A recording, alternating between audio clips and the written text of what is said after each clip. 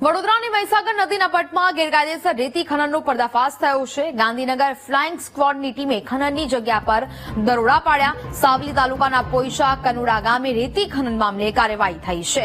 બે ટ્રેક્ટર, એક હિટાચી અને એક જેસીબી, એક ડમ્પર, 3 નાવડીને જપ્ત કરવામાં આવ્યા। કુલ મળીને 70 લાખથી વધુનો મુદ્દામાલ જપ્ત કરવામાં આવ્યો છે। દરોડા દરમિયાન અનિચ્છનીય બનાવ ન બને તે સાવલી પોલીસને બોલાવવામાં આવી હતી અને જેને લઈને આ કાર્યવાહી છે તે હાથ ધરવામાં આવી છે। સંવાદદાતા માનુ ચાવડા ફોન લાઈન પર જોડાયા છે। માનુ, વડોદરાની મહીસાગર નદીના પટમાં ગેરકાયદેસર રેતી ખનનનો પર્દાફાશ થયો છે, શું કાર્યવાહી થઈ રહી છે હાલ? નેહા, મહીસાગર નદીના પટમાંથી ગેરકાયદેસર રેતી ખનન જે ચાલતું હતું એના ઉપર ગાંધીનગરની ફ્લાઇંગ સ્ક્વોડે રેડ કરી અને મોટા પ્રમાણમાં વાહનો પકડી પાડ્યા છે। સાવલી તાલુકાના પોઈચા કનોડા ગામ પાસે આ રેતી ખનન ચાલી રહ્યું હતું। વડોદરા ખાણ ખનીજ ઊંચું ઝડપાયું છે અને ગાંધીનગરની ફ્લાઇંગ સ્ક્વોડે આ રેડ કરી અને વાહનો જપ્ત કર્યા છે।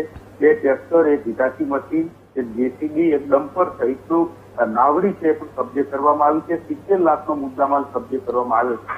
સ્થાનિક ખાણ ખનીજ વિભાગ એટલે કે વડોદરા ખાણ ખનીજ વિભાગના અધિકારીઓની મિલીભગતના કારણે જ આ રેતી ખનન ચાલી રહ્યું છે। ડ્રોન સર્વેક્ષણ થઈ રહ્યું છે એવું પણ કહેવામાં આવે છે। જીપીઆરએસથી સર્વેક્ષણ કરીએ તેવું પણ કહેવામાં આવે છે, પરંતુ અધિકારીઓની નજર નીચે જ આ ખાણ ખનીજ વિભાગની બેદરકારીના કારણે આ રેતી ખનન ચાલી રહ્યું હતું। ગાંધીનગરની ટીમ દ્વારા રેડ કરવામાં આવી અને મોટા પ્રમાણમાં વાહનો છે જપ્ત કરવામાં આવ્યા છે। રેડ દરમિયાન કોઈ અનિચ્છનીય ઘટના ન બને એના માટે સાવલી પોલીસને પણ બોલાવવામાં આવી હતી અને મોટા પ્રમાણમાં વાહનો છે એ જપ્ત કરી અને કાર્યવાહી શરૂ કરવામાં આવી છે। જી નેહા। બિલકુલ માનુ, જાણકારી બદલ આભાર।